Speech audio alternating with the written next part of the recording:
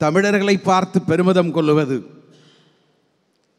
பல்வேறு கோணங்களில் எந்தெந்த வகையிலெல்லாம் பெருமிதம் கொள்ளலாம் என்பதை எடுத்துரைப்பதற்கு அற்புதமான சொற்பொழிவாளர்கள் இங்கே அமர்ந்திருக்கிறார்கள், உரையாற்றியிருக்கிறார்கள். எனக்கு தந்திருக்கிற தலைப்பு பொது நீதி என்பது. 2000 ஆண்டுகளுக்கு முன்பு பல நாடுகளில் கலாச்சாரம், பண்பாடு இந்த வார்த்தைகளை பற்றி பேசாத அந்த காலகட்டத்தில் பிறப்புக்கும் எல்லா உயிர்க்கும் யாதும் ஊரே யாவரும் கேளிர், மேலிருந்து மேலல்லார் மேலல்லர், மேல் கீழ் இடைஜாதி இவைகளெல்லாம் இல்லை என்று சொல்லக்கூடிய, உலகம் உலகம் உலகம் என்று உலகத்தோடு ஒட்ட ஒழுகல் என்றெல்லாம் சொல்லக்கூடிய அந்த பொதுமை பண்பை, தமிழ் சமுதாயத்தினுடைய பொதுமை பண்பை பார்த்து நான் வியந்து போகின்றேன். தமிழ் சமுதாயத்தினுடைய பொதுமை பண்பு என்பது தென்கடல் வளாகம் பொதுமையின்றி வெண்குடை நிழற்றிய ஒருமையோர்க்கும், நடுநாள் யாமத்தும் பகலும் துஞ்சான் கடுமா பார்க்கும் கல்லா ஒருவர்க்கும். ஒரு அற்புதமான பாடல் நக்கீரனார் எழுதியது. கல்வி அறிவில்லாத மேய்ப்பவனுக்கும் நாட்டை ஆண்டு கொண்டிருக்கக்கூடிய அரசனுக்கும் ஒரே நீதி சொன்ன ஒரு இனம் இருக்கிறது என்று சொன்னால் அது தமிழ் இனம் என்பதை பெருமையோடு நான் பகிர்ந்து கொள்கிறேன். அது ஒரு விரிவான பாடல், முழுமையாக சொல்வதற்கு வாய்ப்பில்லை. 9 நாழி உடுப்பவை 2, எல்லா துய்ப்புகளும் ஒன்றுதான் அரசனுக்கும் ஆடு மேய்ப்பவனுக்கும். ஆனால் கடைசி வரி இருக்கிறதே, உலகுக்கே சொல்லக்கூடிய ஈதல், செல்வத்து பயனே ஈதல். செல்வத்து பயன் ஈதல் என்று சொல்லியிருந்தால் அதில் சிறப்பில்லை. செல்வத்து பயனே ஈதல் என்று ஒரு ஏகாரத்தை போட்டு உலகிற்கு ஒரு பொதுமை பண்பை எடுத்து சொன்ன அந்த தமிழினம்.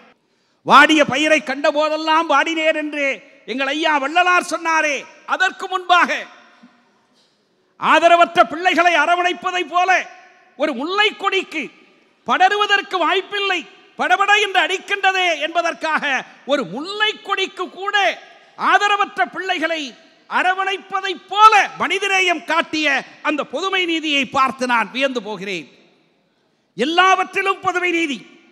இல்லறத்தில் பொதுமை நீதி, துறவரத்தில் பொதுமை நீதி, அரச அறத்தில் பொதுமை நீதி, ஈதல் அறத்தில் பொதுமை நீதி, சொல் அறத்தில் பொதுமை நீதி, ஆய்வு அறத்தில் பொதுமை நீதி. என் அன்பிற்கினியே சுவைஞர்களே, பல சமூகங்களில் இருக்கிறது, நான் பெயர் சொல்ல விரும்பவில்லை. இந்த பாவத்தை செய்தால் அதற்கு பரிகாரம் உண்டு என்று சொல்லக்கூடிய சமுதாயங்கள் உண்டு. இந்த குற்றத்தை செய்தால் அந்த குற்றத்திலிருந்து, அதற்கான தண்டனையிலிருந்து தப்பிப்பதற்கு வழி இருக்கிறது. ஆனால் இதோ இந்த தமிழ் சமுதாயத்தினுடைய உச்சக்கட்ட நீதி, உலகில் இருக்கக்கூடிய நீதிமன்றங்கள், உயர் நீதிமன்றங்கள், உச்ச நீதிமன்றங்கள் எல்லாம் பார்த்து வியந்து போகக்கூடிய நீதி என்ன தெரியுமா? தழுவாய் சொல்லாத நீதி. தழுவாய் சொல்லாத நீதி என்றால் பாவத்திற்கு பரிகாரம் சொல்லாத நீதி. குற்றத்திலிருந்து தப்பிக்க முடியாத, குற்றம் என்று சொன்னால் தண்டனையை ஏற்றுக்கொள்ள வேண்டும். இன்னும் சொல்ல போனால் செங்கோல் வளைந்ததென்றால் தமிழ் சமுதாயம் எப்படி பெருமைப்படுகிறது தெரியுமா? செங்கோல் வளைந்தது, நீதி சாய்ந்தது என்றால் மரணம் ஒன்றுதான் உறுதி என்று சொல்லக்கூடிய அந்த பொதுமை நீதியை நாம் பார்க்கிறோம். நான் மைய செய்திக்கு வருகிறேன்.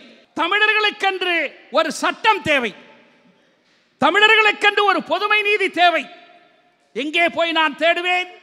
இலக்கியங்களில் செய்திகள் இருக்கிறது.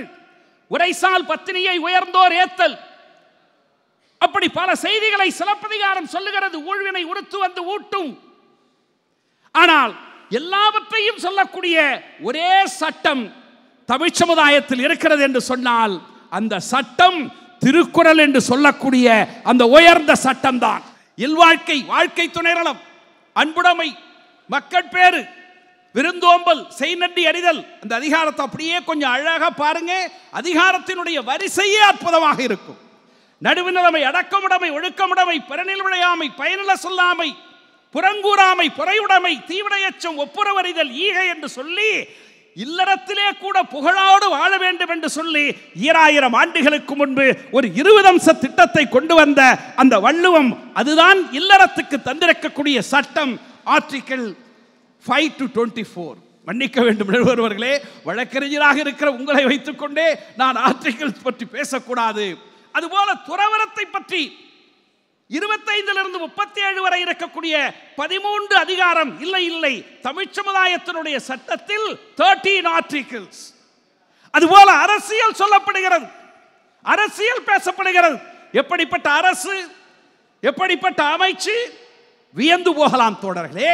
அமைச்சியல் என்று சொல்லக்கூடிய அவற்றில் நாடு இருக்கிறது, பொருள் இருக்கிறது, படைமாட்சி இருக்கிறது, படைச்சறுக்கு இருக்கிறது.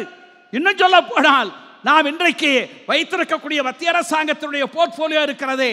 திருக்குறளில் டிஃபென்ஸ் இருக்கிறது, காமர்ஸ் இருக்கிறது, பைலாட்டரல் ரிலேஷன்ஷிப் இருக்கிறது என்று சொல்லக்கூடிய அளவிற்கு அத்தனை சட்டத்தையும் உள்வாங்கி இருக்கக்கூடிய அந்த திருக்குறளைத்தான் தமிழ் சமுதாயத்தின் சட்டத்தின் பொது விதியாக இந்த அவைக்கு நான் வைக்கிறேன்.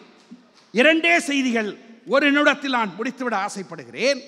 தமிழனின் பெருமை என்று நினைக்கிற பொழுது ஒழுக்கத்தை பற்றி சொன்னான் தமிழன்.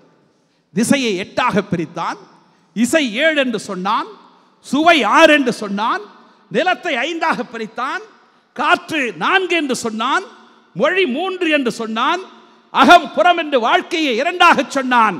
இத்தனையும் பிரித்த தமிழன் இல்லை ஒழுக்கம் என்று சொன்னால் அது ஒன்றுதான் என்று உலகத்திற்கே சொன்னானே, அதுதான் அந்த பொது நீதி. இந்த மொழிக்கு பல சிறப்பு இருக்கிறது. தொன்மையான மொழி, தாய்மையான மொழி, தூய்மையான மொழி, இன்ன பிற மொழிகளை ஈண்டெடுத்த மொழி.